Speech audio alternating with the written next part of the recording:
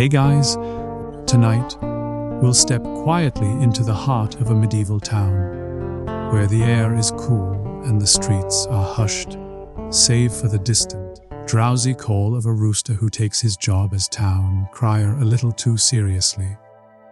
Our destination is a small, sturdy bakery tucked along a cobbled lane, a place where warmth and comfort are measured not in hours, but in the slow, steady rise of dough and the gentle glow of the oven. The bakery's walls are thick, built of stone and timber, and the door is heavy, worn smooth by countless hands. If you press your palm to the wood, you'll feel the faint, lingering heat from within, a promise of what's to come. Step inside with me. The world changes at once. The air is thick with the scent of yeast and flour, of wood smoke and honey, and the faintest trace of cinnamon. It's the kind of smell that wraps around you like a blanket, warm and familiar, and makes you wonder if perhaps you've wandered into a memory rather than a building. The floor is rough beneath your feet, scattered with a dusting of flour and the occasional stray oat. The walls are lined with shelves, each one crowded with baskets, crocks, and the odd, slightly lopsided loaf from yesterday's batch. At the heart of the bakery is the oven, a great, domed thing of brick and clay, its mouth glowing with a soft orange light. The fire inside crackles gently, sending out waves of heat that make the air shimmer.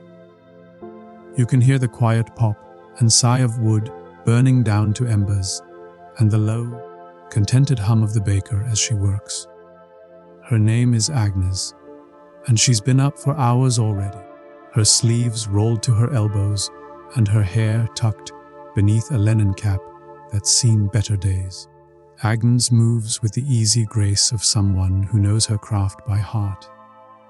Her hands are strong and sure, dusted with flour and a little bit of ash. She kneads a mound of dough on the wooden table, her palms pressing and folding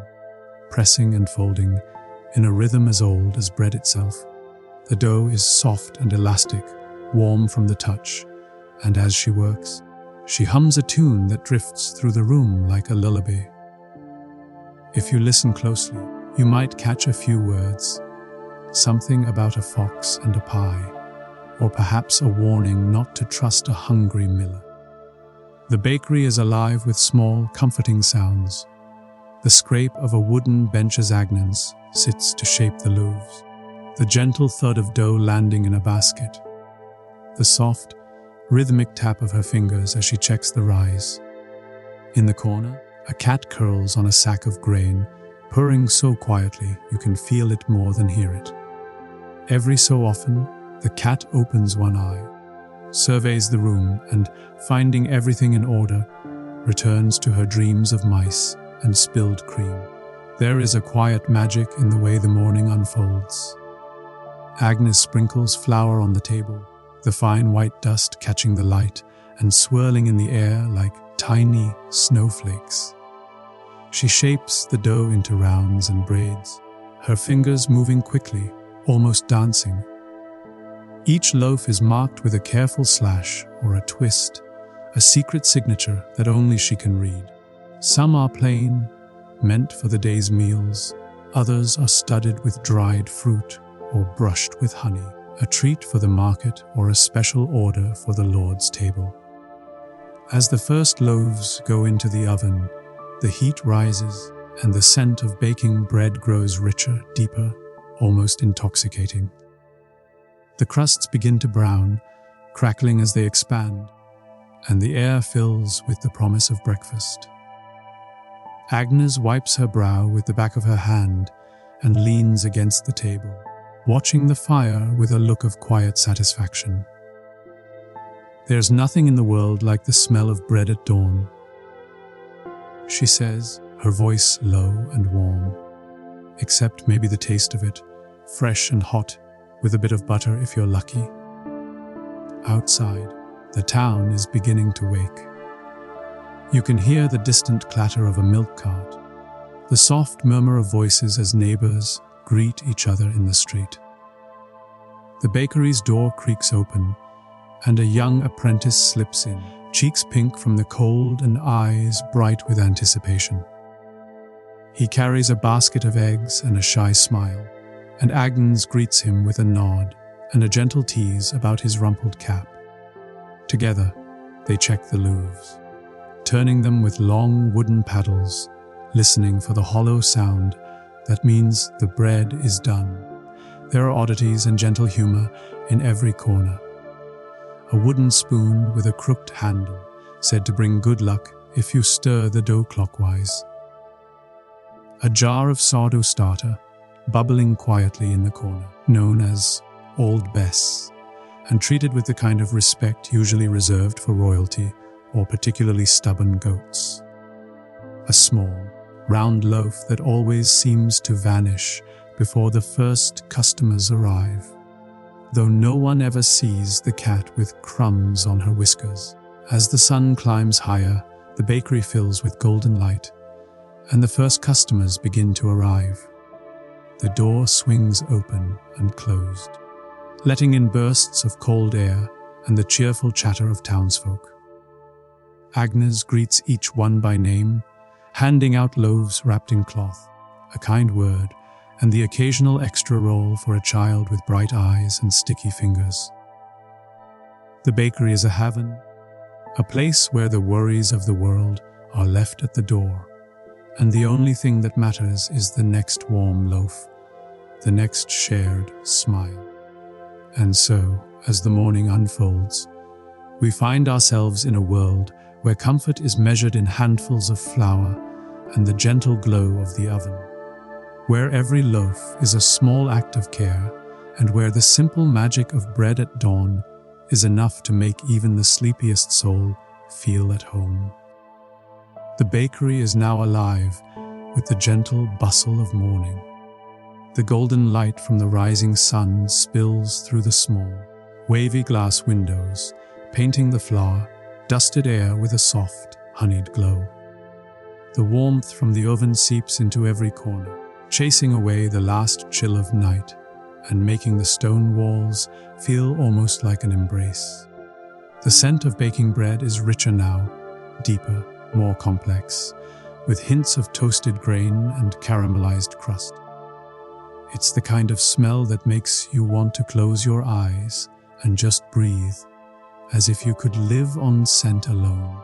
Agnes and her apprentice, Will, work side by side in a quiet, practiced dance. Will is still learning, but his hands are quick and careful, and Agnes watches him with the patient pride of a teacher who knows that every crooked loaf is a step toward mastery. He shapes the dough into small rolls, pinching the ends just so, and lines them up on a wooden board. Agnes, meanwhile, checks the loaves in the oven, tapping each one with a practiced ear. The sound is hollow and promising, a secret language only bakers understand. The bakery's cat, who has now decided that the day is truly underway, stretches luxuriously and hops down from her perch. She weaves between Agnes's ankles, tail held high, and offers a soft, questioning meow. Agnes laughs and breaks off a tiny piece of bread, which the cat accepts with regal dignity before returning to her post by the door, ready to greet the next customer, or, more likely, the next opportunity for a snack. The first customers of the day are a pair of farmers, their boots muddy and their faces ruddy from the cold. They stamp their feet at the threshold, bringing with them the crisp scent of morning air and the faint, earthy aroma of wet hay. Agnes greets them with a smile and a loaf still warm from the oven, wrapped in a square of linen. The farmers linger for a moment, savoring the heat and the smell, and trade a few gentle jokes about the weather, the price of oats, and the mysterious disappearance of last year's best pie at the harvest fair. Agnes, for the record, pleads innocent, though her apprentice's guilty grin suggests otherwise. As the morning unfolds, the bakery becomes a crossroads for the town. A shepherd arrives with a basket of fresh eggs, trading them for a round loaf and a handful of rolls. The blacksmith's wife stops in for a sweet bun, her hands still stained with soot, and leaves with a smile and a promise to return the pie tin she borrowed last week.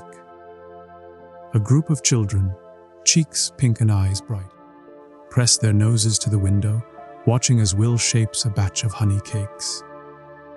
Agnes waves them in, handing out the smallest rolls with a wink and a reminder to mind their manners and their crumbs. There is a gentle rhythm to the work, a sense of purpose that feels both ancient and utterly present.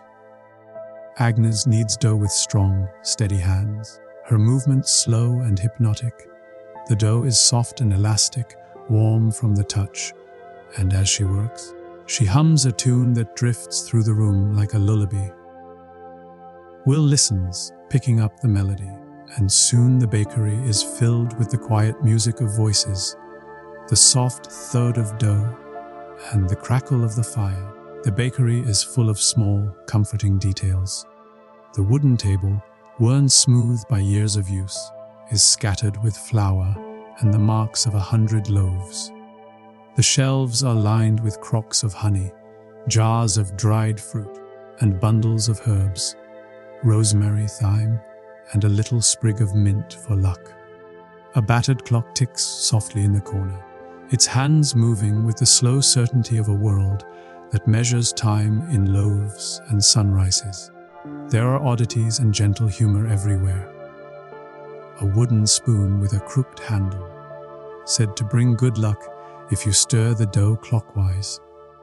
A jar of sourdough starter, bubbling quietly in the corner, known as Old Bess, and treated with the kind of respect usually reserved for royalty or particularly stubborn goats.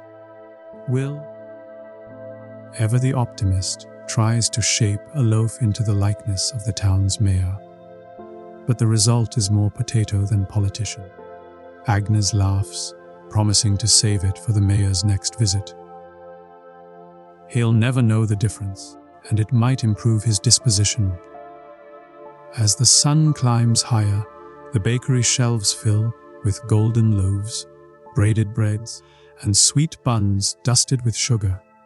The door swings open and closed, letting in bursts of cold air and the cheerful chatter of townsfolk. Agnes greets each one by name, handing out loaves wrapped in cloth, a kind word, and the occasional extra roll for a child with bright eyes and sticky fingers. The bakery is a haven, a place where the worries of the world are left at the door, and the only thing that matters is the next warm loaf, the next shared smile. And so, as the morning ripens into day, the bakery glows with the promise of comfort and the quiet magic of daily life. A world where every loaf is a small act of care, and every crumb is a memory waiting to be made. As the morning matures and the sun climbs higher, the bakery's gentle bustle settles into a steady, comforting hum. The shelves are now lined with golden loaves, their crusts crackling as they cool. And the air is thick with the mingled scents of honey, toasted grain, and the faintest hint of wood smoke. The oven's heat lingers, wrapping the room in a soft, drowsy warmth that makes even the busiest customer slow their step and savor the moment. Agnes and Will work side by side, their movements a quiet choreography of practiced hands and easy laughter. Will dusts the tops of the sweet buns with sugar, the crystals catching the light like tiny stars. Agnes slices a loaf, the knife gliding through the tender crumb, and sets out samples for the next wave of customers. The cat, ever vigilant, sits nearby with her tail curled neatly around her paws, her eyes half closed in the golden light. She is the undisputed queen of the bakery, and everyone knows it, though she graciously allows Agnes to believe she's in charge. The bakery's door swings open again and again, each time letting in a new story. A traveling peddler arrives, his cloak dusted with road and his pockets full of trinkets. He trades a handful of dried figs for a loaf of bread and a place by the fire, sharing tales of distant towns and the odd, improbable rumor that someone in the next village has invented a bread that never goes stale. Agnes raises an eyebrow at this, remarking that if such a thing existed, she'd have a lot more time for napping. A young mother comes in with her daughter, the little girl clutching a coin and peering shyly at the rows of pastries. Will kneels to her level, offering a choice between a honey cake and a currant bun. The girl chooses the honey cake, of course, and Will slips her an extra roll with a conspiratorial wink. Agnes watches the exchange with a smile, remembering her own childhood visits to the bakery, when the world seemed as simple as the next sweet treat. The bakery is a place of gentle rituals and small kindnesses. Agnes keeps a loaf aside for the old widow who lives at the edge of town. Knowing she'll arrive just before noon, her steps slow but determined. Will sets aside the odd-shaped loaves for the children, who delight in guessing what each one is meant to be. A dragon, a rabbit, or, on one memorable occasion, a rather lumpy hedgehog. The townsfolk linger, sharing news and laughter, their voices blending with the soft music of the bakery's daily life. There are odd facts and gentle humor in every corner. The town's priest insists that Agnes's bread is the best in the region, though he claims it's the prayers he says over his morning slice that make it so light. The blacksmith swears that a crust of her rye bread, tucked into his pocket, keeps his tools from rusting. And the mayor, upon being presented with his potato-shaped likeness, declares it the most accurate portrait he's ever received, though he does request a little more hair next time. As midday approaches, the rush slows, and the bakery settles into a peaceful lull. Agnes and Will tidy the shelves, sweep the floor, and share a quiet cup of tea by the window. The cat stretches luxuriously, then hops onto Agnes's lap, purring with the contentment of a creature who knows she is exactly where she belongs. The sunlight slants through the glass, painting the room in stripes of gold and shadow, and the world outside seems to pause, just for a moment, in the warmth and safety of the bakery. Agnes leans back, her hands wrapped around her mug, and gazes at the loaves cooling on the table. She thinks of the day ahead, the next batch of dough to be mixed, the stories to be shared, the small, steady joys of her craft. Will hums a tune as he wipes down the counter, and the cat, ever helpful, bats at a stray crumb with regal indifference. The bakery is more than just a place to buy bread. It is a haven, a gathering place, a small, sturdy anchor in a world that can sometimes feel too large and uncertain. Here, in the gentle glow of the oven and the soft murmur of voices, there is comfort, safety, and the quiet magic of daily life. Every loaf is a gift, every crumb a memory, every morning a new beginning. And so, as the sun climbs high and the town outside bustles with the business of the day, the bakery remains a sanctuary of warmth and welcome, a place where the past lingers in the scent of fresh bread, and the future is as bright and golden as the next loaf to come from the oven. Moving on to the quiet life of a medieval librarian, let us begin at dawn, as the first pale light slips through the narrow, arched windows and paints golden stripes across the flagstone floor. The monastery is just waking, the world outside still wrapped in mist. Somewhere, a bell tolls, a deep, mellow sound that rolls through the cloisters and stirs the monks from their sleep. The air is cool and fresh, carrying the scent of dew, damp grass, and the distant promise of baking bread from the kitchen. If you've ever woken to the sound of rain on the roof and the comfort of a warm blanket, you'll know the feeling, a gentle invitation to linger just a little longer in the quiet.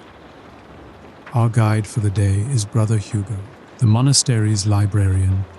He is a man of gentle habits and quiet humor, with ink-stained fingers and a fondness for woolen slippers. His cell is small and spare, with a narrow bed, a wooden chest, and a single candle flickering on the windowsill. The walls are lined with shelves, each one crowded with scrolls, codices, and the odd, slightly lopsided stack of loose parchment. Hugo rises with the sun, stretching his arms and listening to the soft creak of the old wood beneath his feet. The library itself is a world apart, a long, vaulted room with high windows and shelves that reach almost to the ceiling. The air is cool and dry, thick with the scent of vellum and the faint, sweet tang of beeswax polish. The floor is scattered with rushes, and the tables are worn smooth by generations of careful hands. Candles glow in iron sconces, their light soft and golden, casting gentle shadows that dance across the spines of ancient books.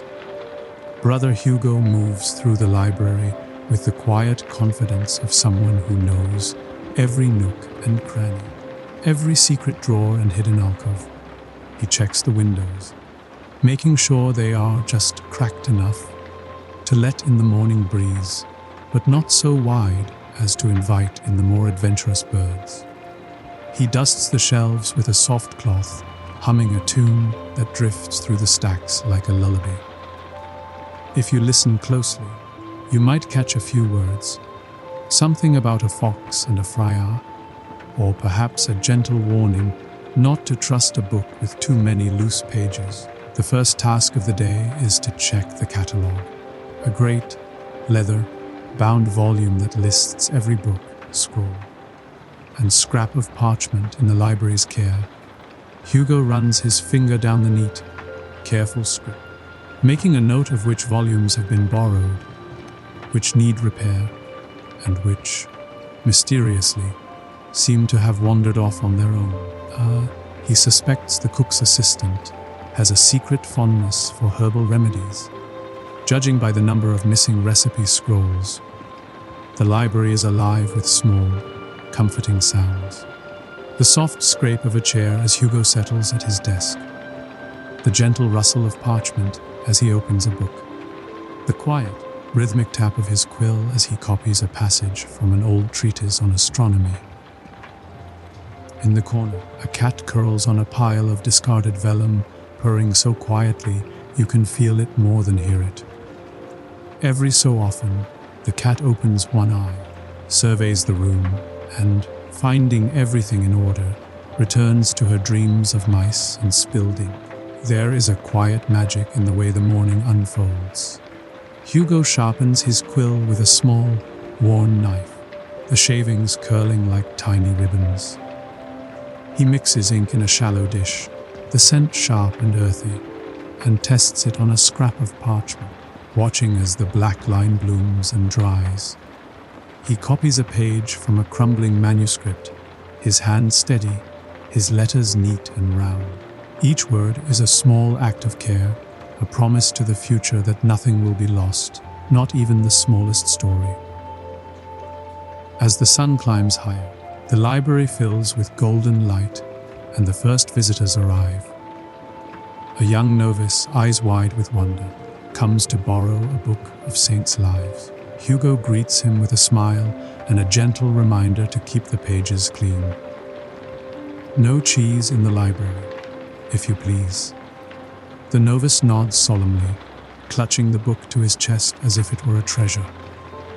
A little later, the abbot stops by to consult a map of the Holy Land, his brow furrowed in concentration as Hugo helps him trace the winding roads and distant cities. There are oddities and gentle humor in every corner. A wooden lectern that wobbles just enough to make reading aloud an adventure. A shelf of books so tightly packed that removing one requires the skill of a chess master. and the patience of a saint. A small, battered volume of riddles that Hugo keeps tucked behind the psalter, ready to share with anyone in need of a smile. The library is a haven, a place where the worries of the world are left at the door, and the only thing that matters is the next story, the next question, the next quiet moment of discovery. And so, as the morning unfolds, we find ourselves in a world where comfort is measured in the soft glow of candlelight, the gentle rustle of parchment, and the quiet satisfaction of a life spent among books. Here, in the heart of the monastery, every day is a new chapter, and every story is a small, sturdy anchor in the gentle tide of time. As the morning matures, the library's gentle hush is occasionally broken by the soft footfalls of monks and the distant, muffled sounds of the monastery beyond. Someone chopping wood in the courtyard, the faint clang of a bell, the low hum of a hymn drifting through the cloisters.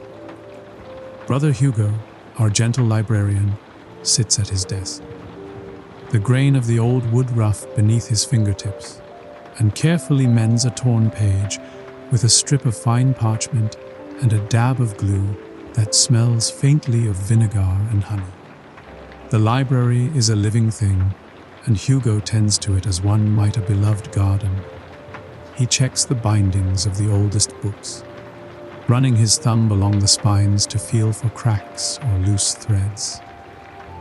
He polishes the brass clasps with a scrap of wool, humming a tune that's half prayer, half lullaby. The air is cool and dry, perfect for preserving parchment, and the only dust allowed is the kind that settles quietly in the corners, out of respect for the book's need for a little privacy. A novice arrives, his cheeks pink from the cold and his hands full of questions. He asks for a book on herbs, and Hugo leads him to a shelf near the window, where the sunlight falls in golden stripes across the covers. The novice's eyes widen as he opens the book, the pages filled with careful drawings of rosemary, sage, and a particularly enthusiastic thistle. Hugo smiles and points out a recipe for a soothing tea, adding, "Just don't try the one with the nettles unless you're feeling especially brave." The library is full of small, comforting rituals. At midday, Hugo lights a fresh candle, its flame steady and warm, and places it on the desk beside a bowl of apples from the monastery orchard. He takes a moment to savor the crisp sweetness of a bite, the juice cool and tart, before returning to his work. The cat, ever hopeful, hops onto the table and eyes the apple with mild disdain, clearly preferring the possibility of a stray crumb of cheese. There are oddities and gentle humor everywhere.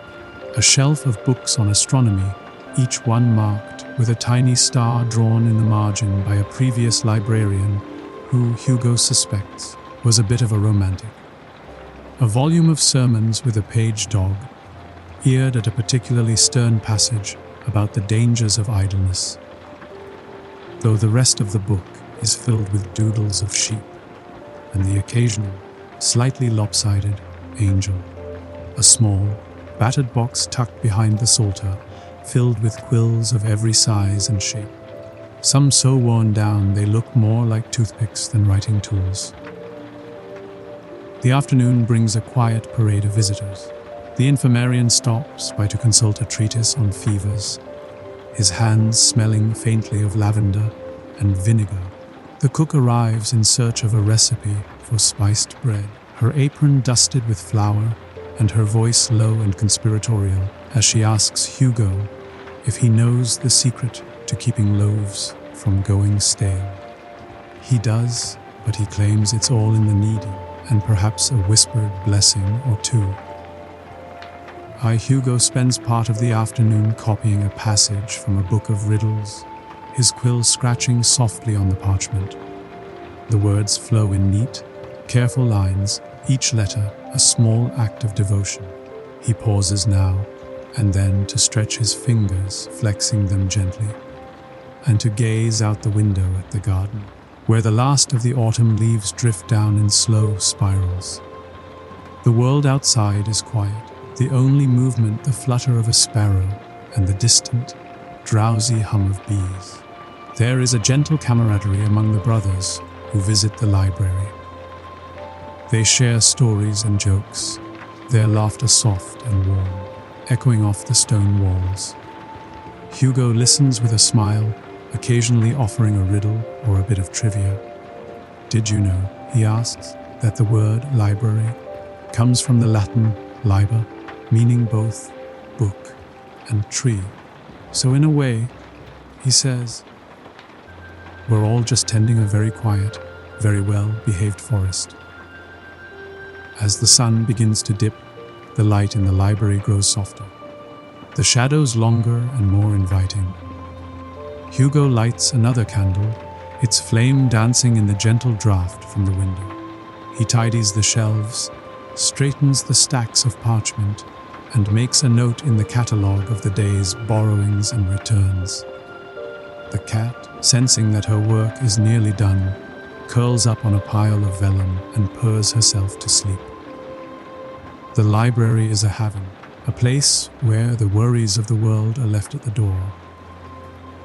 And the only thing that matters is the next story, the next question, the next quiet moment of discovery.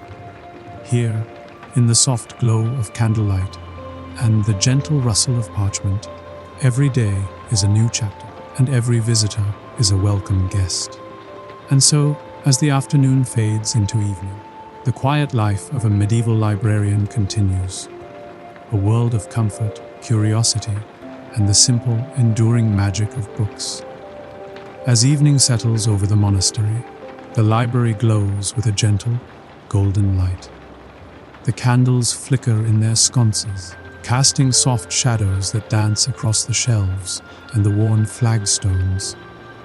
The air is warm and still, thick with the scent of beeswax, old parchment, and the faintest trace of lavender from the garden just beyond the heavy wooden door. Brother Hugo moves quietly through the stacks, his slippers whispering on the floor. He checks the windows, making sure they are latched against the cool night air, and straightens a row of books that have slouched together like old friends after a long day. The cat, now fully awake and ready for her evening patrol, weaves between his legs, pausing to inspect a particularly interesting corner, before hopping onto a windowsill to watch the last light fade from the sky.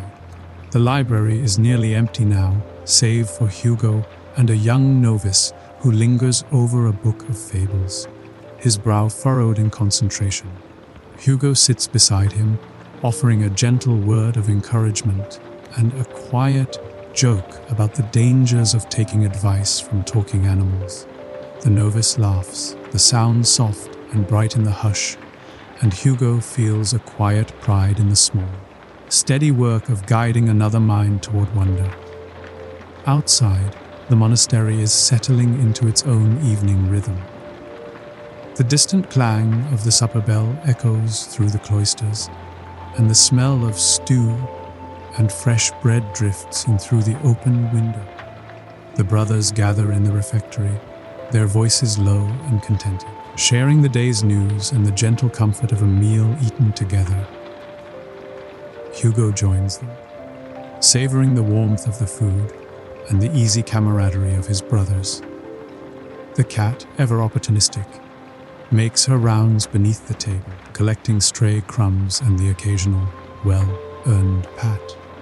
After supper, the library welcomes a few last visitors. The infirmarian returns a borrowed treatise, his hands smelling of rosemary and soap. The cook stops by to thank Hugo for the recipe, promising a loaf of honey bread in return. The abbot, his eyes tired but kind, lingers for a moment to share a story from his own days as a novice. A tale of a lost book, a midnight search, and a lesson in patience that Hugo suspects is meant as much for him as for the young monks. The night deepens, and the library grows still. Hugo lights a final candle and settles at his desk, the wood cool and smooth beneath his hands. He opens the catalogue and records the day's borrowings, his script neat and careful. He writes a few lines in his own journal, noting the small triumphs and gentle joys of the day: a well-mended binding, a new riddle learned, the quiet satisfaction of a shelf set right. He sketches a quick drawing of the cat, curled in a patch of moonlight, and adds a line of poetry about the comfort of books and the peace of a quiet room. There are oddities and gentle humor even in the hush of night. The cat, having finished her rounds, curls up on a pile of vellum and purrs herself to sleep. A draught from the window stirs a loose page, sending it fluttering to the floor, where Hugo retrieves it with a smile and a whispered promise to be more careful tomorrow. The library is a place of secrets, both grand and small. A forgotten bookmark, a note tucked into the margin, a memory pressed between the pages of a favorite story. As the candles burn low and the world outside slips into sleep, Hugo closes the library for the night. He checks the locks, straightens the chairs, and offers a final, silent blessing for the books and the minds they shelter. The air is cool and still. The only sound the soft breathing of the cat and the distant, comforting toll of the monastery bell. Hugo returns to his cell, the stone floor cool beneath his feet, and settles into bed with a sense of quiet contentment. He thinks of the day's work, the gentle rhythm of the library, and the comfort of a life spent among books and friends. The world outside may be full of noise and uncertainty, but within these ancient walls, there is peace. A peace built on centuries of care, curiosity, and the simple, enduring magic of stories. And so, the quiet life of a medieval librarian comes to a gentle close, not with grand pronouncements or dramatic endings, but with the soft hush of candlelight, the warmth of a well-loved book, and the comforting certainty that, in the end, every story finds its place. Moving on to a walk through a medieval marketplace, let us begin at the edge of the square, where the first rays of sunlight slip between the crooked rooftops and paint the market stalls in shades of honey and rose. The stones beneath your feet are cool and uneven, worn smooth by generations of footsteps. You can hear the distant, drowsy call of a rooster, the soft clatter of a milk cart, and the low, musical murmur of voices as the town begins to come alive. The marketplace is a patchwork of color and sound. Stalls are draped with striped awnings, their edges fluttering in the morning breeze. Baskets overflow with apples, pears, and plums, their skins shining in the light. Bundles of fresh herbs, sage, rosemary, and thyme, hang from wooden beams, their fragrance mingling with the sharper scent of onions and garlic. The fishmonger's table is piled high with glistening trout and eels, their scales catching the sun like tiny mirrors. If you've ever wandered through a farmer's market on a cool morning, you'll know the feeling. A gentle, hopeful sense that the day is full of small, delicious possibilities. Our guide for the day is a young woman named Eleanor, the baker's daughter. She moves through the market with a basket on her arm, her steps light and sure. Her dress is simple, but her eyes are bright, and her smile is the kind that makes even the grumpiest merchant soften. Eleanor's first stop is the baker's stall, where her father is already at work, his hands dusted with flour and his face flushed from the heat of the oven. The loaves are still warm, their crusts crackling as they cool, and the air is thick with the scent of yeast and honey. Eleanor helps arrange the bread in neat rows, tucking a few sweet buns into her basket for later. The market is alive with small, comforting sounds. The gentle thud of apples being stacked in a barrel. The soft rustle of cloth as a merchant unrolls a bolt of linen. Its surface cool and smooth beneath your fingers. The cheerful clink of coins as a customer pays for a wedge of cheese. The rind still dusted with straw from the cellar. In the corner, a group of children chase a stray chicken, their laughter ringing out like bells. The chicken, for her part, seems to be enjoying the game far more than the children. There is a quiet magic in the way the morning unfolds. Eleanor stops at the herb seller's stall, where bunches of lavender and mint are tied with twine and hung from the rafters. The herb seller, a woman with silver hair and a voice like velvet, offers Eleanor a sprig of rosemary for luck and for keeping the moths out of your bread. Eleanor tucks it into her basket, breathing in the sharp, clean scent, and thanks the woman with a smile. The cheesemonger's stall is next, its shelves crowded with wheels of cheese in every shape and size. The air here is cool and tangy, with a hint of something sharp and mysterious lurking beneath the surface. The cheesemonger, a man with a beard as impressive as his selection, offers Eleanor a taste of his newest creation. A soft, creamy cheese flecked with herbs. She takes a bite, savoring the rich, earthy flavor, and nods her approval. "It's like eating a meadow," she says, and the cheesemonger beams with pride. There are oddities and gentle humor in every corner.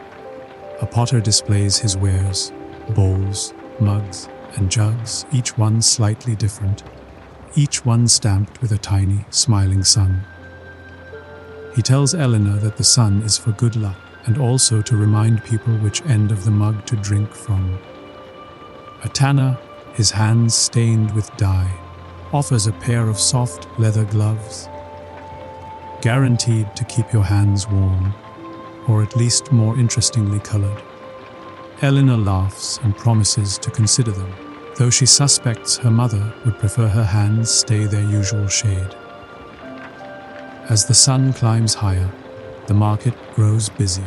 The blacksmith arrives, his apron streaked with soot, to trade a set of nails for a loaf of bread and a jar of honey. The town's priest stops by to bless the stalls, his voice low and kind, and accepts a sweet bun in return. The air is filled with the gentle hum of conversation, the soft shuffle of feet, and the occasional, slightly exasperated squawk from the chicken, who has now taken refuge beneath the fishmonger's table. Eleanor pauses to rest on a bench at the edge of the square, her basket full and her heart light. She watches as the market unfolds around her, a tapestry of faces, voices, and small, steady joys. The world feels safe and warm, wrapped in the gentle bustle of daily life. She closes her eyes for a moment, listening to the distant sound of a bell, the soft murmur of the crowd, and the quiet, comforting promise of another day. And so, as the morning ripens and the market glows with the promise of comfort and community, we find ourselves in a world where every loaf, every apple, every smile is a small act of care. A world where the simple magic of daily life is enough to make even the sleepiest soul feel at home. The marketplace is now in full swing, alive with the gentle chaos of daily trade. The sun has climbed higher, warming the cobblestones and coaxing the scents of fresh bread, ripe fruit, and sweet hay into the air. Eleanor, our baker's daughter, rises from her bench and weaves back into the flow of the crowd, her basket growing heavier with each stop, her heart light with the simple joy of being part of this living tapestry. She pauses at the stall of the town's candlemaker, where rows of beeswax candles stand in neat formation, their golden surfaces catching the sunlight. The candlemaker, a cheerful woman with flower on her cheek, evidence of a morning spent helping her neighbor. offers Eleanor a small candle shaped like a bird. "For your window at night," she says, "to keep the shadows friendly." Eleanor smiles, tucking the candle into her basket, and breathes in the honeyed scent that lingers on her fingers. The market is a place of small rituals and gentle negotiations. Eleanor stops to chat with the cobbler, who is busy fitting a new pair of shoes for a fidgety child. The cobbler's hands are stained with dye, and his voice is low and soothing as he promises the shoes will make the boy run faster. Though, as he confides to Eleanor, "I can't guarantee they'll help him sit still at supper." They share a quiet laugh, the kind that comes easily among neighbors who have known each other for years.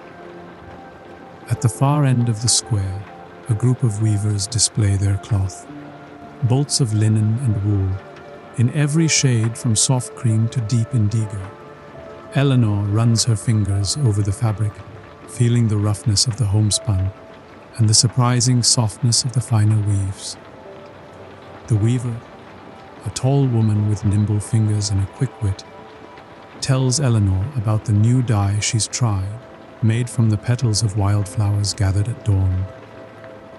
"It's a bit unpredictable," she admits, "but then, so is life." Eleanor laughs, agreeing that a little unpredictability keeps things interesting. There are oddities and gentle humor everywhere.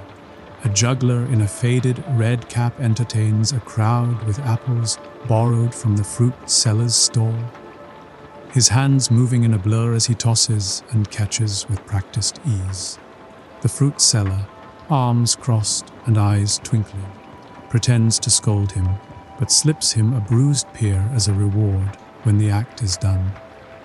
A pair of old friends sit on a bench, sharing a loaf of bread and a flask of cider, their conversation drifting from the weather to the merits of different cheese rinds, to the mysterious disappearance of the mayor's hat at last year's festival.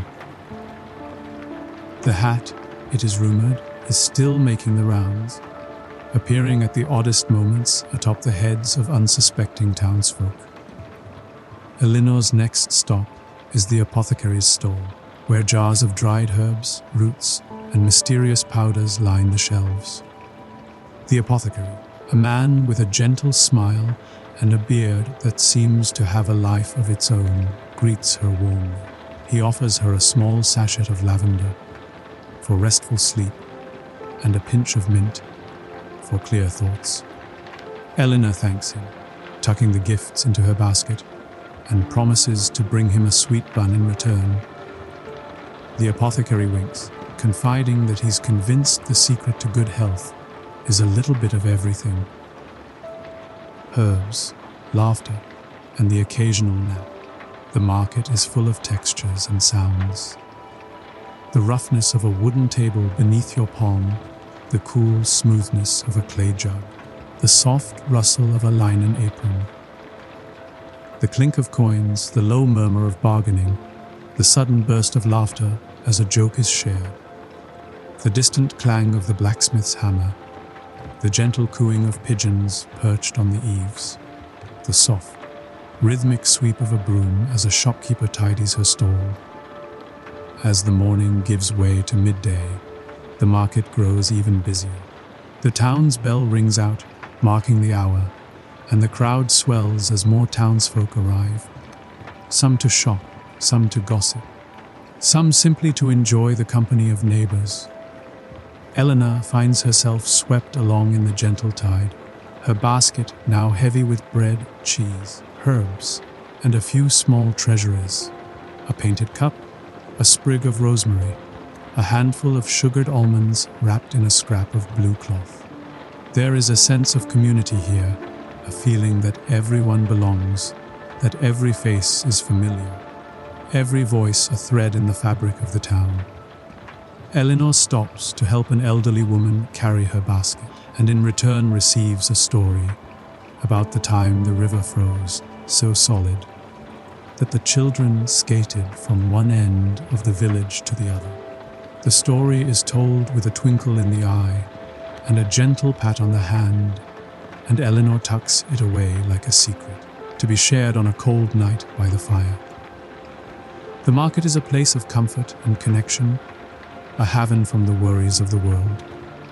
Here, in the gentle bustle of daily life, every moment is a small act of care, a loaf of bread shared, a kind word offered, a smile exchanged. The world outside may be uncertain, but within the market's embrace, there is warmth, safety, and the quiet magic of belonging. And so, as the sun climbs higher and the shadows grow shorter, the walk through the medieval marketplace continues. A journey through scents, sounds, and the simple, enduring joys of a life well lived. As midday ripens into afternoon, the marketplace begins to slow, settling into a gentle, contented hum. The sun is high now, casting dappled shadows beneath the striped awnings and warming the stones until they radiate a soft, sleepy heat. The air is thick with the mingled scents of roasting chestnuts, sweet apples, and the faint, earthy perfume of trampled grass and spilled cider. Eleanor, our baker's daughter, finds a quiet spot beneath a spreading linden tree at the edge of the square. She sets her basket down and stretches her legs, the rough bark cool against her back. Around her, the market continues its slow dance, a merchant counting coins with a satisfied smile, a group of children sharing sugared almonds and secrets, a dog dozing in a patch of sunlight, his tail twitching in a dream of rabbits. The town's bell rings out again, its mellow tone drifting over the rooftops and mingling with the soft murmur of voices. The crowd has thinned a little as some townsfolk return home for the midday meal, but the heart of the market beats on. A seamstress sits at her stall, mending a tear in a customer's cloak with quick, nimble fingers. The blacksmith, his work done for the morning, leans against his cart and shares a joke with the candlemaker, their laughter low and easy. Eleanor nibbles a piece of cheese from her basket, savoring its sharp, creamy flavor. She watches as the juggler from earlier tries his hand at balancing a broom on his nose, much to the delight of a small audience. The fruit seller, ever the showman, tosses an apple high into the air and catches it behind his back, bowing with a flourish as the children clap and giggle. There is a gentle, playful energy in the air, a sense that, for a little while, the world is simple and safe, and the only thing that matters is the next shared laugh. There are oddities and gentle humor everywhere.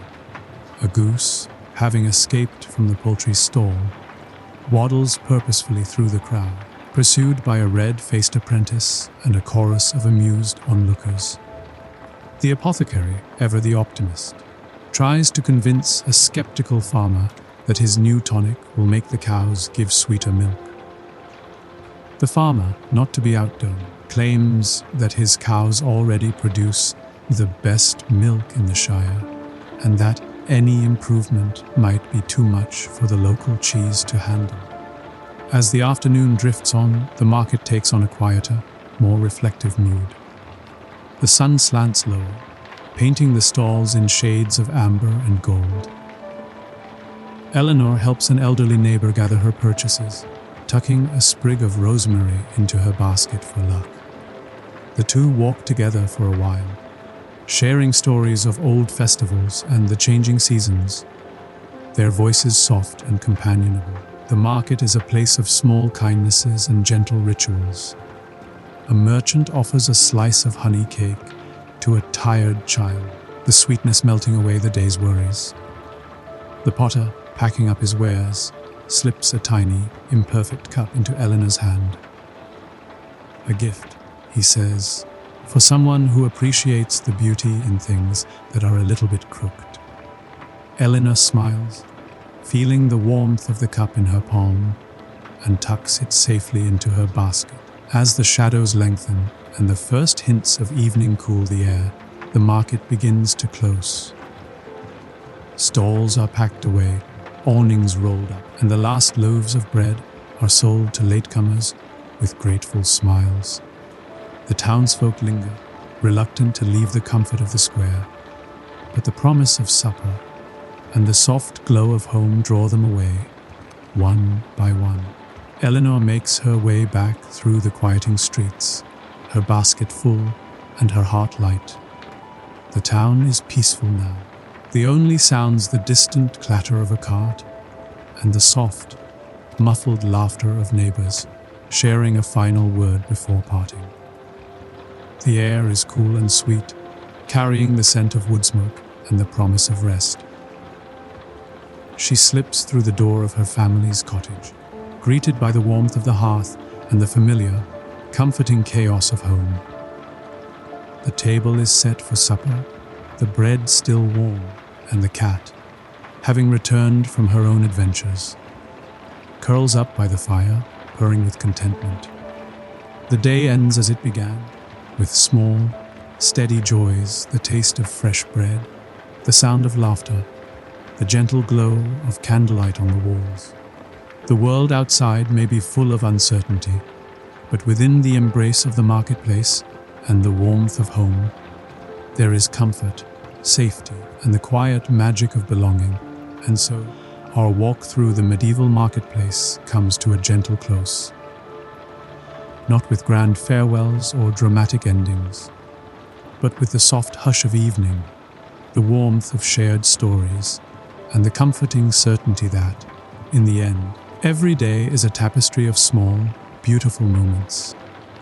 Moving on to the gentle craft of a medieval weaver, let us begin at the edge of the village, where the fields are silvered with dew, and the air is cool and sweet, tinged with the scent of wildflowers and the faint, earthy perfume of damp earth. The path beneath your feet is soft, worn smooth by generations of footsteps, and the only sounds are the distant, drowsy call of a rooster and the soft rustle of leaves in the morning breeze. Our destination is a small, sturdy cottage with a thatched roof and a garden full of herbs and hollyhocks. The door is heavy, made of oak, and the latch is worn smooth by countless hands. If you press your palm to the wood, you'll feel the faint, lingering warmth from within, a promise of comfort and welcome. Step inside with me. The world changes at once. The air is thick with the scent of wool and lanolin, of wood smoke and lavender, and the faintest trace of beeswax from the candles flickering on the windowsill. The floor is rough beneath your feet, scattered with a dusting of wool fibers and the occasional stray thread. The walls are lined with shelves, each one crowded with baskets of yarn, spools of thread, and the odd, slightly lopsided, skein dyed a shade too bold for the market but perfect for a winter scarf. At the heart of the cottage is the loom, a great, wooden frame that stands like a gentle giant in the center of the room. Its beams are smooth and worn, polished by years of careful hands. The warp threads are stretched tight, a rainbow of colors waiting to be woven into something new. The weaver, a woman named Edith, moves with the easy grace of someone who knows her craft by heart. Her hands are strong and sure, stained with dye and softened by lanolin. She sits at the loom, her feet bare on the treadles, and begins to work, the shuttle gliding back and forth in a rhythm as old as time. The cottage is alive with small, comforting sounds. The soft clack of the loom as Edith presses the treadles. The gentle swish of the shuttle as it slips through the threads. The quiet hum of her voice as she sings a tune that drifts through the room like a lullaby.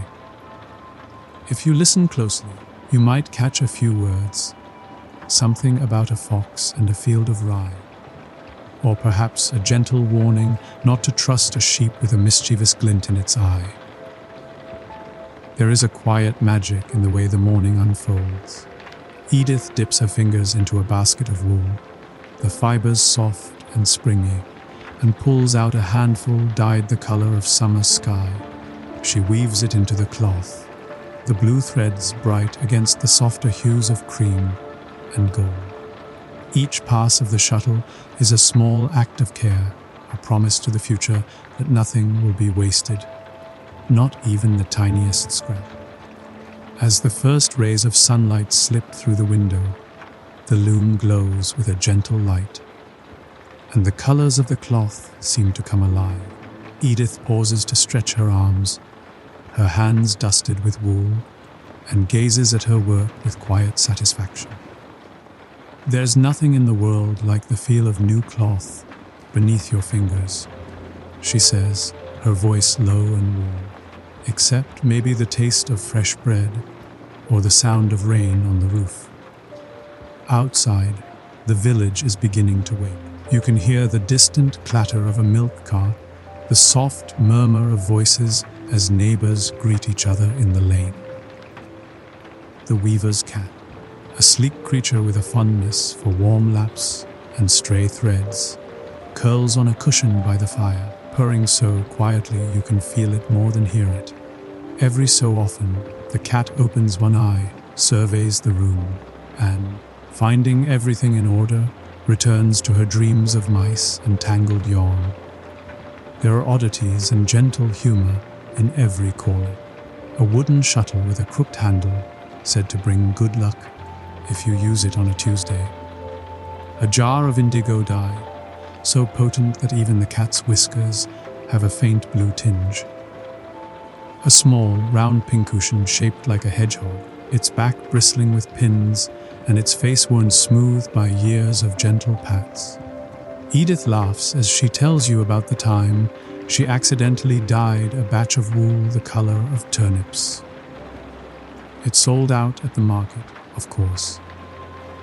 People will buy anything if you tell them it's fashionable. As the sun climbs higher, the cottage fills with golden light, and the first visitors begin to arrive. The door swings open and closed, letting in bursts of cool air and the cheerful chatter of neighbors. Edith greets each one by name, offering a length of cloth, a kind word, and the occasional extra scrap for a child with bright eyes and sticky fingers.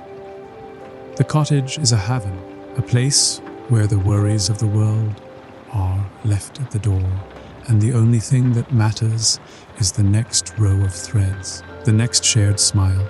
And so, as the morning unfolds, we find ourselves in a world where comfort is measured in handfuls of wool and the gentle clack of the loom, where every thread is a small act of care, and where the simple magic of weaving at dawn is enough to make even the sleepiest soul feel at home. The morning sun climbs higher, and the cottage is now awash in a soft, golden light. The loom stands at the center of it all, its wooden frame glowing, the threads stretched across it catching the sun like strands of spun gold and blue. Edith, our weaver, works with a steady, unhurried rhythm, her feet pressing the treadles, her hands guiding the shuttle back and forth. The gentle clack and swish of the loom is as soothing as a lullaby, a sound that seems to settle into your bones and slow the world around you. The air is thick with the scent of lanolin and wood smoke. But there are other notes too. The faint sweetness of lavender from a bundle hanging by the window, the earthy tang of the garden just outside, and the ever-present, comforting aroma of bread baking in a neighbor's oven. Every so often, a breeze slips through the open door, carrying with it the distant sounds of the village, a blacksmith's hammer ringing on iron, the lowing of cattle, the laughter of children chasing a wayward goose down the lane. Edith pauses to check her work, running her fingers over the cloth. The texture is rough and nubby, but strong, perfect for a new tunic or a sturdy blanket. She smiles, remembering the first piece she ever wove, a lopsided scarf that her mother wore with pride. Even though it was more whole than wool, every weaver has a first scarf she says, her voice warm with memory. And every mother is wise enough to wear it. The cottage is a place of gentle industry. On a small table by the hearth, skeins of dyed wool are piled in a rainbow of colors. Soft creams and browns, deep indigo, the pale green of spring grass, and a bowl, cheerful red that Edith made from a secret recipe involving madder root, and, she claims, a dash of stubbornness. She winds the wool into balls, her hands moving with practiced ease, and sets them in a basket for her next project. There are visitors throughout the morning, each bringing a bit of the outside world with them. The shepherd arrives with a bundle of fleece, still smelling of sun and meadow, and stays for a cup of cider and a story about the cleverest sheep in his flock, a Yui who can open gates and, on one memorable occasion, managed to sneak into the church and nap on the altar. Edith laughs, promising to weave a special blanket for the ewe, so she'll have somewhere proper to sleep next time. A neighbor stops by to trade a jar of honey for a length of cloth, her hands sticky and her smile bright. She admires the colors on the loom, running her fingers over the threads and asking for advice on mending a tear in her son's shirt. Edith shows her a simple stitch, her hands guiding the needle with the patience of someone who knows that every repair is a small act of love. The cottage is full of small, comforting details. A wooden bowl of pins sits on the windowsill, each one carefully polished and sharp. A spindle rests on the table, its fall carved with a pattern of leaves and stars. The cat, now fully awake, stretches and leaps onto the bench beside Edith, purring as she kneads a scrap of wool with her paws. Edith scratches her behind the ears, murmuring that every good weaver needs a cat to keep the mice and the loneliness at bay. There is gentle humor in the daily routine. Edith's husband, a carpenter, pokes his head in to ask if she's seen his favorite chisel. She grins and points to the shelf above the loom, where it sits beside a spool of blue thread. It was keeping the scissors company, she says, and he laughs, shaking his head and muttering about the mysterious ways of weavers. He leaves with a kiss on her cheek and a promise to bring home a new bundle of firewood. As the day unfolds, Edith's work continues. Each row of threads a meditation, each pass of the shuttle a quiet prayer. She hums as she weaves, the tune rising and falling with the rhythm of her hands. The cloth grows beneath her fingers, a tapestry of color and texture, each inch a testament to patience and care. Outside, the village is alive with the gentle sounds of daily life. The baker's boy whistles as he delivers loaves. The blacksmith's hammer rings out a steady beat, and the distant bell of the church marks the passing hours. The world is busy, but inside the cottage, time moves at the pace of the loom, slow, steady, and full of quiet purpose. And so, as the sun begins its slow descent, and the shadows lengthen across the floor, the gentle craft of the medieval weaver continues. A world of warmth, comfort, and the simple, enduring magic of making something beautiful with your own two hands. As afternoon drifts toward evening, the light in Edith's cottage softens, turning the woven cloth on the loom to gold and rose. The air is warm and still, thick with the scent of wood smoke, and the faint sweetness of honey from the neighbor's jar. The cat, now thoroughly convinced that she is the true mistress of the house, stretches out on the bench, her paws twitching in a dream of chasing mice through fields of yarn. Edith stands and stretches, her back pleasantly tired from hours at the loom. She surveys her work, a length of cloth, rich with color and texture, each thread a memory of the day. She runs her fingers over the fabric, feeling the subtle ridges and valleys, the places where the blue thread wandered a little, the spot where a knot in the wall made a tiny bump. Perfectly imperfect, she murmurs, smiling, just like life. The cottage is quiet now. The only sounds the soft ticking of the clock and the distant, muffled laughter of children playing in the lane. Edith tidies her worktable, winding leftover yarn into neat balls and tucking her tools into a wooden box. She sweeps the floor, gathering up stray threads and wool dust, and tosses them into the fire, where they curl and vanish in a brief, fragrant puff of smoke. There are visitors still, even as the day wanes. The village priest stops by to collect a length of cloth for the church's altar, his hands gentle as he admires the colors. He thanks Edith with a quiet blessing and a promise to pray for her family's health. A young mother arrives with her baby, trading a basket of apples for a warm shawl. Edith wraps the shawl around the child, tucking it close, and the baby gurgles in delight, tiny fingers clutching at the soft wool. As the sun sets, the village settles into a gentle hush.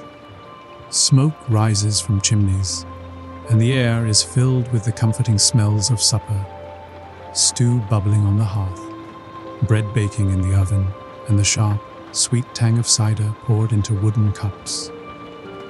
Edith lights a candle, its flame flickering softly, and sits by the window to watch the last light fade from the sky.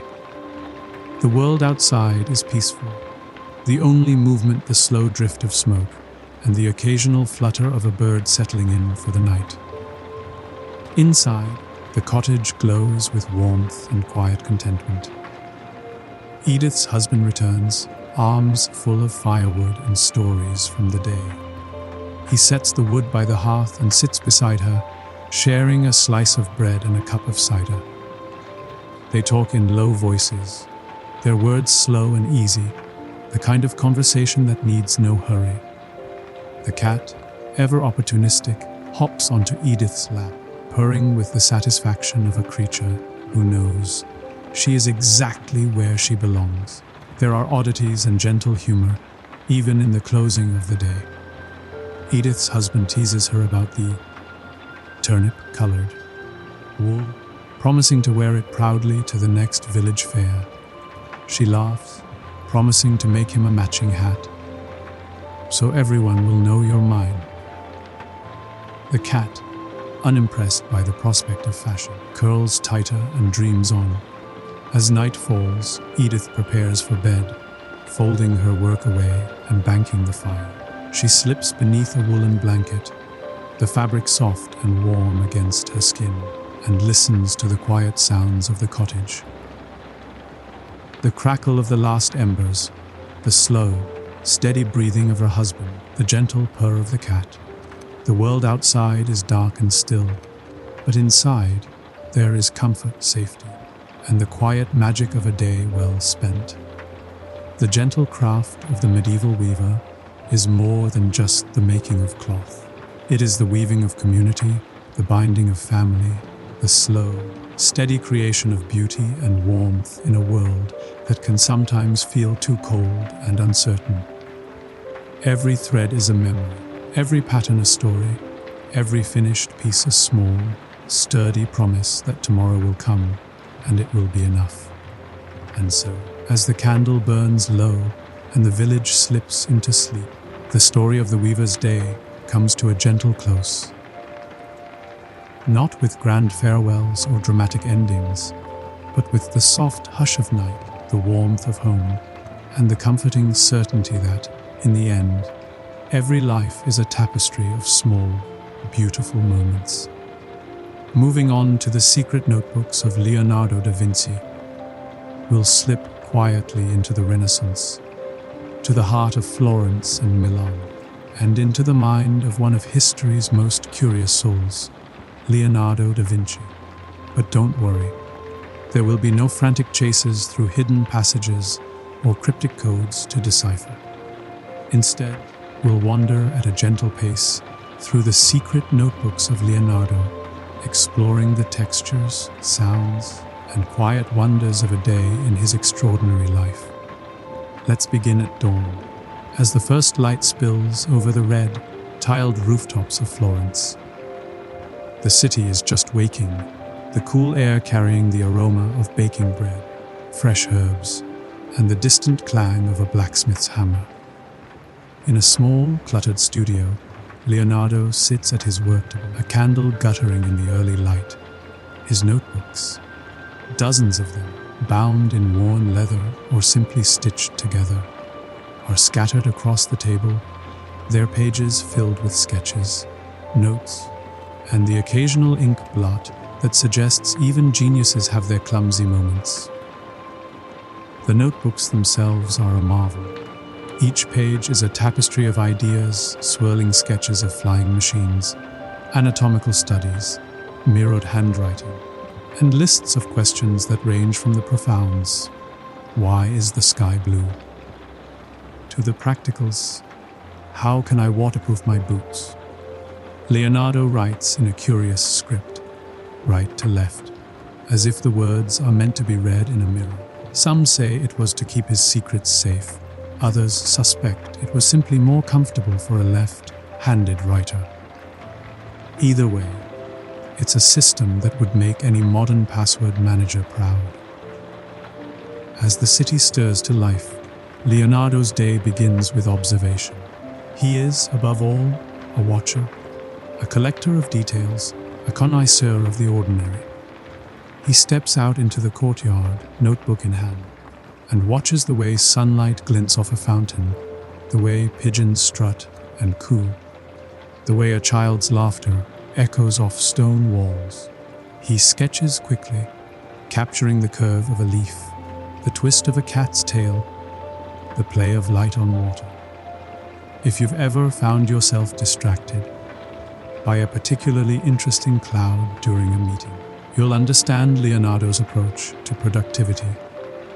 Breakfast is a simple affair, a slice of bread, a handful of figs, a cup of watered wine. Leonardo eats with one hand, scribbling notes with the other. He is fascinated by everything: how bread rises, how figs ripen, how the shape of a bird's wing might inspire a new invention. His curiosity is insatiable, and his notebooks are filled with reminders to observe the flight of bats, study the muscles of the neck, and ask the old woman how she makes her soup so fragrant. It's a to-do list would make even the most ambitious multitasker pause for breath. The studio is a world unto itself. Sunlight filters through high windows, illuminating shelves crowded with jars of pigment, bundles of quills, and half-finished models of gears and pulleys. There are sketches pinned to the walls, some of faces, some of fantastical machines, some of things that look suspiciously like doodles from a particularly long meeting. Apprentices move quietly through the space, grinding pigments, stretching canvases, and occasionally sneaking a glance at Leonardo's latest invention. The air is alive with the soft scratch of quill on parchment, the gentle clink of glass, and the low hum of conversation. Leonardo's mind is never still. As he paints, he thinks about anatomy. As he studies anatomy, he dreams of flight. As he dreams of flight, he wonders about the nature of water, the movement of clouds, the secrets of the stars. His notebooks are filled with questions, diagrams, and the occasional shopping list. Eggs, oil, more parchment, possibly a new hat. He is as likely to be distracted by the pattern of ripples in a puddle as by the challenge of painting the perfect smile. If you've ever started a project only to find yourself deep in a Wikipedia rabbit hole about something only vaguely related, you're in good company.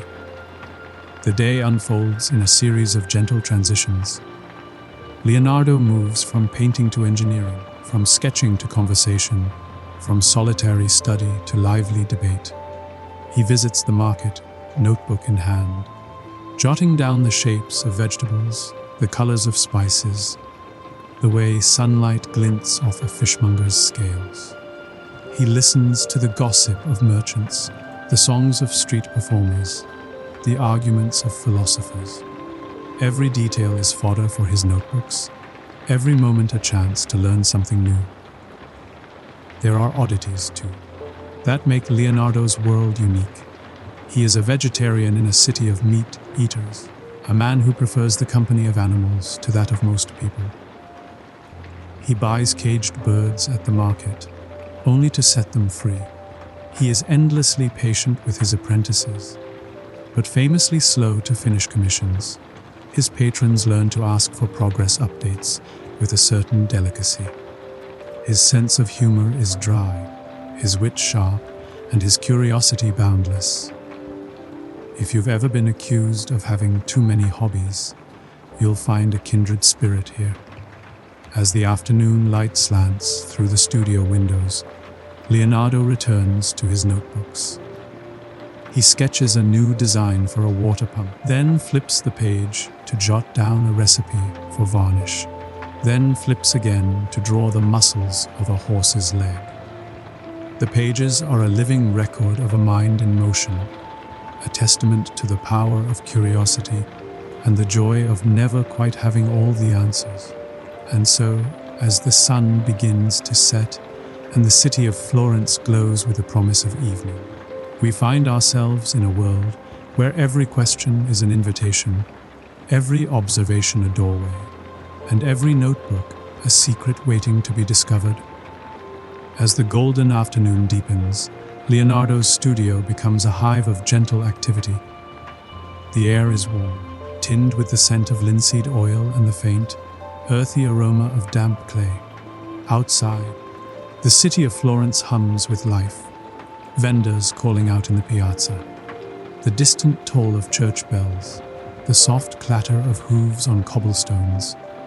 But within these walls, time seems to slow, as if the world itself is pausing to watch Leonardo at work.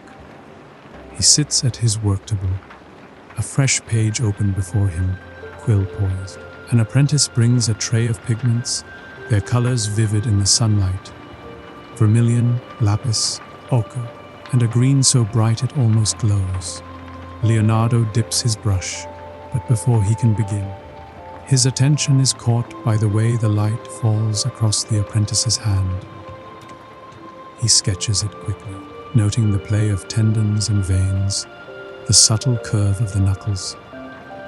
Everything connects. He murmurs, half to himself, half to the universe. If you've ever found yourself distracted by the shadow of a houseplant when you were supposed to be working, you'll understand the struggle. The notebooks are never far from reach. Leonardo flips through pages filled with mirrored script and swirling diagrams. Here, a study of water in motion, arrows tracing the eddies and currents of a stream. There, a design for a mechanical lion, its gears and springs meticulously labeled. On another page, a list of questions. Why do birds not fall when they sleep on a branch? How does the heart move the blood? What is the shape of a laugh? It's a mind that never stops asking, never stops wondering. Visitors come and go. Patrons, fellow artists, the occasional philosopher eager for a debate.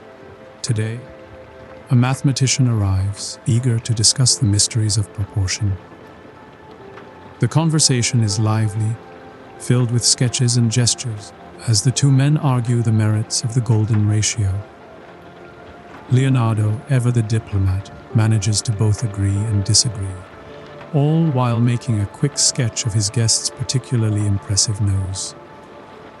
The notebooks capture it all, the formulas, the laughter, the fleeting inspiration that comes from a good argument. Not all visitors are so welcome. A local official arrives, inquiring, politely, but with a hint of impatience, about the status of a long-promised altarpiece. Leonardo smiles, offers tea, and deftly changes the subject to the properties of light and shadow. The official leaves, slightly bewildered. And Leonardo makes a note in his book, must remember to finish the altarpiece. Eventually, if procrastination were an Olympic sport, Leonardo would have taken gold, silver, and bronze. The afternoon is also a time for experiments. Leonardo's curiosity is not limited to art. He is equally fascinated by engineering, anatomy, and the natural world. In one corner of the studio, a model of a flying machine hangs from the rafters, its wings fashioned from silk and wood. In another, a collection of bones and muscles, carefully studied, meticulously drawn, offers clues to the mechanics of movement. The apprentices watch in awe as Leonardo demonstrates how a bird's wing folds, how a fish swims, how a smile can be both joyful and mysterious. There are moments of levity, too. Leonardo is known for his practical jokes. A mechanical lizard that scurries across the floor, a loaf of bread shaped like a human ear, a note left for an apprentice that reads, "Beware the cheese, it bites." The studio is filled with laughter, the kind that comes from shared discovery and the occasional harmless prank. If you've ever worked in a place where someone hides the stapler just to see who notices, you'll feel right at home. As the sun begins to dip, the studio glows with a soft, golden light. Leonardo steps outside, notebook in hand, to walk along the Arno River. He watches the water swirl around the pilings of a bridge, sketches the flight of swallows, and makes a note to study the way willow branches bend in the breeze. The city is alive with color and sound. Vendors packing up their stalls, children chasing each other through the streets, the distant strains of a lute drifting from an open window. Back in the studio, the apprentices tidy up, washing brushes and sweeping the floor. Leonardo reviews his notes, adding a few final sketches. A new design for a water wheel, a study of a laughing child, a recipe for walnut ink. The notebooks are a living record, a conversation with himself and with the world. Each page is a step on a journey, a map of a mind that refuses to stand still. As evening falls, the studio grows quiet. The last rays of sunlight fade, and the city settles into a gentle hush. Leonardo lights a candle, its flame flickering in the darkness, and returns to his notebooks. He writes a final question for the day. What will I discover tomorrow? It's a question that lingers in the air, a promise of new wonders just beyond the horizon. And so, as night descends over Florence, the secret notebooks of Leonardo da Vinci remain open, inviting, mysterious, and filled with the quiet magic of a mind forever in motion. Night has settled over Florence, and the city is cloaked in a gentle hush. The narrow streets are lit by the soft glow of lanterns, their light flickering on cobblestones worn smooth by centuries of footsteps. In Leonardo's studio, the world feels suspended between waking and dreaming. The candlelight dances across the cluttered worktable, casting long shadows over open notebooks, scattered sketches, and half-finished inventions.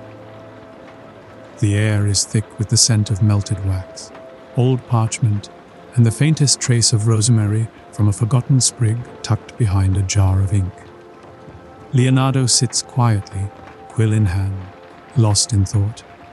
The city outside is winding down, merchants shuttering their stalls, the last laughter of children echoing in the alleyways, a distant dog barking at the moon. But inside, Leonardo's mind is as lively as ever.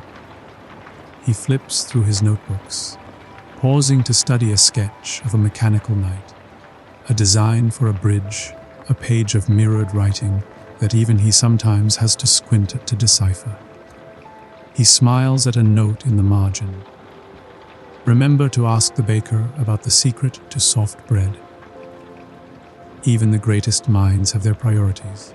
The night is a time for reflection, for ideas that drift in like the mist from the awning. Leonardo writes down questions that have come to him during the day. How does a seed know to become a tree? Why do people dream? What is the shape of happiness? His curiosity is boundless, and his notebooks are a testament to a life spent in pursuit of wonder. If you've ever found yourself wide awake at midnight, pondering the mysteries of the universe, or just why your neighbor's cat insists on singing at 3 a.m., you're in good company. Sometimes Leonardo's thoughts turn to the future. He sketches inventions that seem fantastical, even now: a machine for flying, a suit for walking underwater, a city designed to be clean and bright. He imagines a world where art and science walk hand in hand, where every question is met with a new experiment, a new drawing, a new page in the notebook. He writes, "Learning never exhausts the mind," and you can almost hear the quiet satisfaction in his words. But the notebooks are not just about grand ideas. They are filled with the small details of daily life: a recipe for rosewater, a list of friends to invite for supper, a sketch of a neighbor's dog curled up in the sun. There are jokes, too, doodles of birds wearing hats, a note reminding himself not to trust the apprentice with the blue paint sea again, and a playful diagram of a machine for making people smile. Leonardo's humor is gentle, his wit as sharp as his quill, and his notebooks are as much a record of joy as of genius. As the candle burns low, Leonardo leans back and listens to the quiet. The city is peaceful, the only sounds the distant splash of water in a fountain and the soft rustle of leaves in the night breeze. He closes his notebook, but not before adding one last sketch: a spiral of water, a laughing face, a tiny bird in flight. It's a reminder that, for all his searching, Leonardo found beauty in the simplest things. Elsewhere in the city, others are settling in for the night. Apprentices dream of new paintings, merchants count the day's coins, and philosophers debate the nature of the soul over cups of spiced wine. But in this quiet studio, surrounded by the secret notebooks, there is only the gentle promise of another day, another question, another chance to see the world with fresh eyes. Leonardo's legacy is not just in his paintings or inventions, but in the way he looked at the world.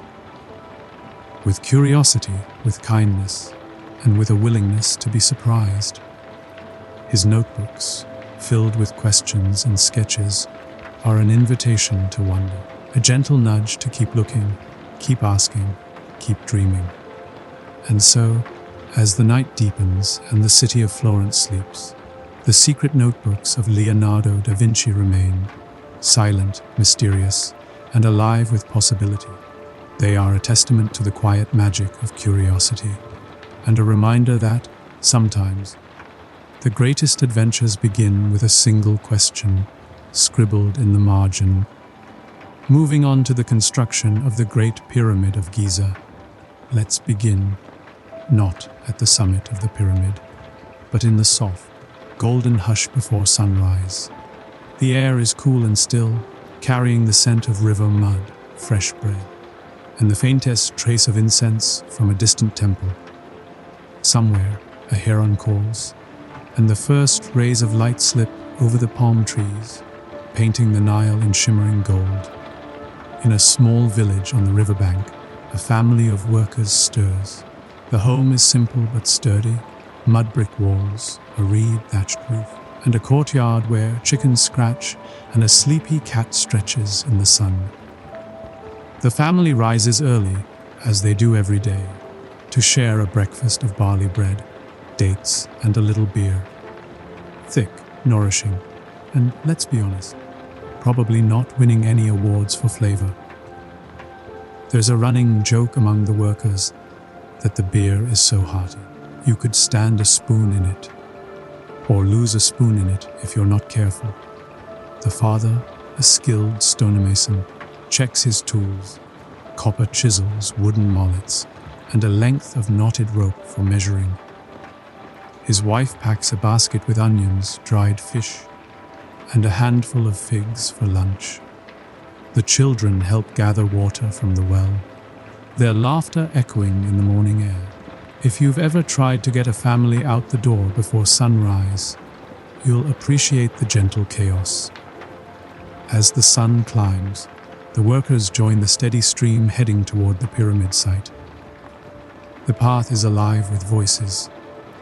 Men and women, young and old, all moving with a sense of purpose. Some carry baskets of bread, others lead donkeys loaded with tools or jars of water. Overseers in crisp linen robes keep a watchful eye, their voices raised in encouragement or, occasionally, in the kind of motivational speech that involves a lot of pointing and a little bit of shouting. The worksite itself is a marvel of organization. The pyramid, still a rough outline against the sky, is surrounded by ramps, scaffolds, and a small city of workshops and barracks. The air is filled with the sounds of hammers on stone, the creak of wooden sledges, and the low, rhythmic chant of workers moving in unison. There's a certain dry humor in the way the foremen keep time. Some say it's to keep the blocks moving. Others say it's just to drown out the complaints about the heat. Let's pause for a moment to appreciate the sheer scale of the task. The Great Pyramid will require more than 2 million blocks of limestone and granite, each one quarried, shaped, and hauled into place by hand. The logistics are staggering: food and water for thousands, tools and materials from across the land, and a schedule that would make even the most ambitious project manager break out in a cold sweat. There are stories of overseers who could calculate the number of blocks laid in a day with a glance, and of workers who could spot a crooked stone from 50 paces. Though, to be fair, they were usually the ones who had to fix it. The workers are not slaves, as once believed, but skilled laborers, craftsmen, and farmers working in shifts during the flood season, when the fields are underwater and the Pharaoh's project offers steady pay, food, and a place in history. There's a sense of pride in the work, a feeling that every block set is a step toward immortality, not just for the king, but for everyone who lifts, shapes, or hauls a stone. If you've ever signed your name on a group project, you'll recognize the quiet satisfaction. Odd facts and small wonders abound. Did you know that the workers' village had its own bakery, brewery, and even a medical clinic? Or that the ancient Egyptians invented a kind of early time card, using ostraca, shards of pottery, to record attendance and rations? There are tales of bakers who could feed 1,000 men with a single oven, and of doctors who treated everything from sunburn to snakebite with a mix of honey, herbs, and, occasionally, a prayer to Imhotep, the god of healing and architecture. Talk about multitasking. As the morning unfolds, the work begins in earnest. Teams of men haul massive blocks up earthen ramps, their feet kicking up clouds of dust. Masons shape the stones with practiced blows, their muscles moving in a rhythm as old as the Nile. Water carriers move between the ramps, sprinkling the sand to ease the passage of sledges. Overseers check the alignment, their eyes narrowed against the glare.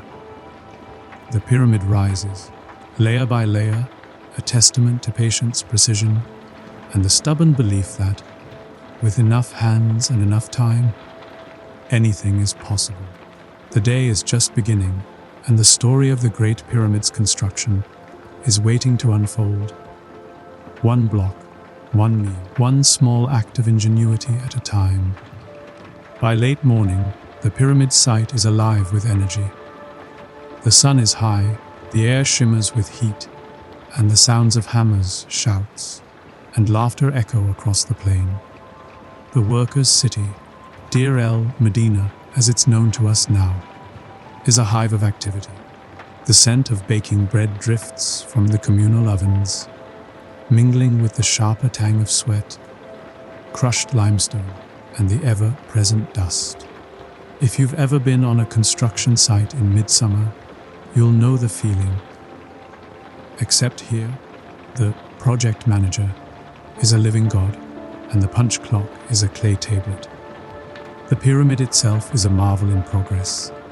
Teams of men, organized into crews with names like the Friends of Khufu or the Drunkards of Menkaure. Yes, really, whole massive limestone blocks up long, sloping ramps. The blocks are slicked with water to ease their passage, and the men chant in rhythm, their voices rising and falling like the Nile's own song. Overseers walk the lines, offering encouragement, the occasional joke, and, when needed, a reminder that the pharaoh's patience is not infinite. There's a running gag that the only thing heavier than a pyramid block is the overseer's sense of humor. Let's pause to appreciate the sheer ingenuity at work. The ramps themselves are feats of engineering. Some spiral around the pyramid. Others run straight up the sides, and all are built, rebuilt, and extended as the monument rises. The Egyptians use sledges, levers, and simple cranes to move the stones, their tools crafted from copper, wood, and the occasional bit of creative problem solving. There are stories of workers who invented new ways to roll or slide the blocks, and a foreman who could spot a misaligned stone from the top of the ramp. Though, as always, the real test is whether the block fits when it gets to the top. The masons are artists as well as laborers. They shape each block with copper chisels and dollarate hammers, their hands calloused but precise. The outer casing stones, made of gleaming white Tura limestone, are polished to a shine, their surfaces so smooth that, on a clear day, the pyramid is said to glow like a beacon. There is a certain dry humor among the masons. If you can see your reflection, you're done. If you can see your supervisor's reflection, you're really done. Meanwhile, the workers' village is a world unto itself. The bakers knead dough in great troughs, their arms dusted with flour, while the brewers tend bubbling vats of beer, thick, nourishing, and, according to some, the true secret of pyramid, building stamina. The doctors move from house to house, treating blisters, sunburn, and the occasional run in with a wayward chisel.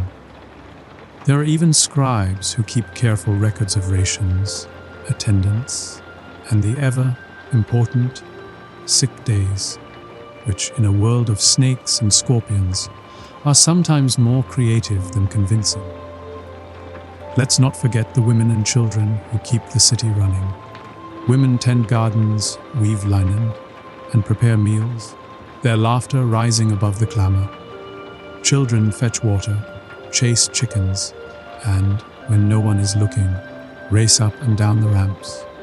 Dreaming of the day they'll join the crews, there's a running joke that the only thing faster than a child on a ramp is a supervisor trying to catch them. Odd facts and small wonders abound. Did you know that the workers were paid in bread, beer, and onions? So many onions, in fact, that a shortage could bring work to a halt, or that the village had its own union reps, who negotiated for better rations and rest days. There are tales of strikes, sit-downs, and the occasional sick out, all recorded on ostraka and papyrus for future archaeologists to puzzle over. If you've ever been part of a workplace negotiation, you'll recognize the spirit. Though here, the stakes are measured in loaves, not leave days. As the sun reaches its zenith, the workers pause for a midday meal. They gather in the shade of mud brick walls, sharing bread, fish, and the ever-present beer. The conversation is lively. Stories of home, jokes about the overseers, and the latest gossip from the royal court. There's a sense of camaraderie, a feeling that, for all the sweat and strain, they are part of something greater than themselves. If you've ever shared lunch with coworkers and felt, for a moment, like a family, you'll know the feeling. After the meal, the work resumes. The ramps are watered, the sledges loaded, and the chant begins anew. The pyramid rises block by block, a living monument to human ambition and ingenuity. The overseers check the alignment. The masons polish the stones, and the scribes record the day's progress in careful hieroglyphs. There's a quiet pride in every task, a sense that each stone set is a step toward immortality. Not just for the pharaoh, but for everyone who lifts, shapes, or hauls a block. As the afternoon wears on, the heat softens, and the shadow of the pyramid stretches long across the sand. The workers' city begins to quiet, the bakers prepare the evening meal, and the children are called home. The day is not yet done, and the story of the Great Pyramid's construction continues. One ramp, one chant, one shared loaf at a time. As the sky turns from gold to indigo, the worksite transforms.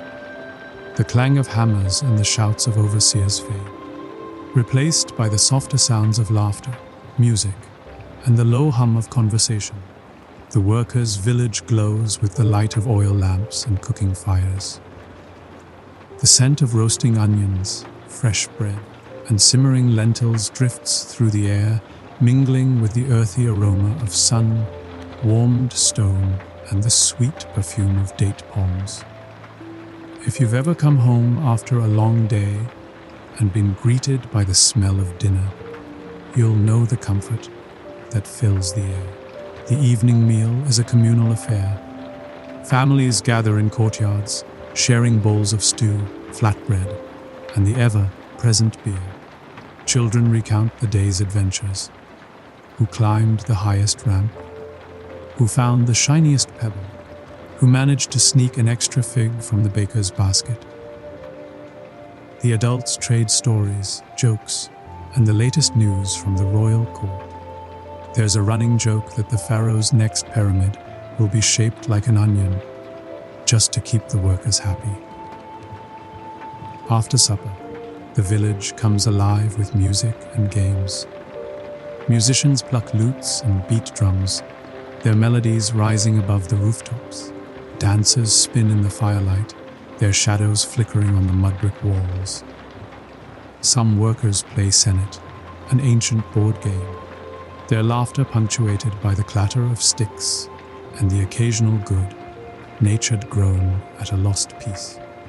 If you've ever played a board game with friends and lost to someone who claims to have never played before, you'll recognize the spirit. Let's pause to appreciate the rituals that close the day. Many families gather at small household shrines, offering a prayer to the gods for health, safety, and a steady hand tomorrow. Some leave a bit of bread or a flower as a token of thanks. The workers know that their labor is part of something larger. A gift to the gods, a promise to the pharaoh, and a legacy for their children. There's a quiet pride in the knowledge that long after they are gone, the pyramid will stand as a testament to their skill and perseverance. Odd facts and gentle humor linger in the twilight. Did you know that some workers carve their names and little messages into the stones, leaving behind graffiti that still survives today? Or that the village had its own doctor's office, where healers used honey, herbs, and a dash of magic to treat everything from blisters to broken bones. There are tales of workers who claimed to have seen the gods walking the ramps at night, checking the alignment and, presumably, offering unsolicited advice. If you've ever had a supervisor who seemed to appear out of nowhere, you'll appreciate the legend. As night falls, the pyramid glows in the moonlight, its white casing stones reflecting the stars.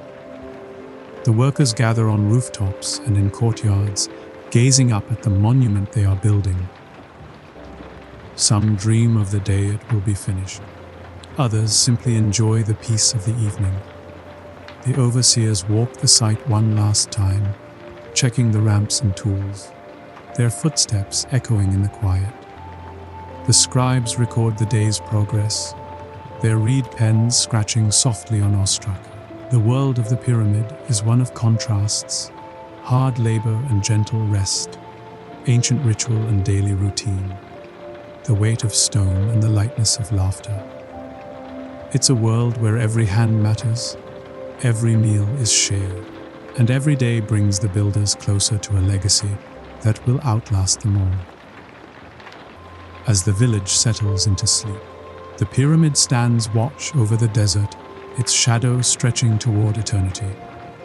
The workers drift off, their dreams filled with the rhythm of the ramps, the music of the hammers, and the quiet hope that their names, carved in stone or whispered in stories, will be remembered. The story of the Great Pyramid is not just one of kings and gods, but of ordinary people, bakers, masons, water carriers, and children, whose lives and laughter are woven into every block. It's a story of ambition, ingenuity, and the enduring power of community. And that, my dear friends, is where we will end tonight's story. Good night.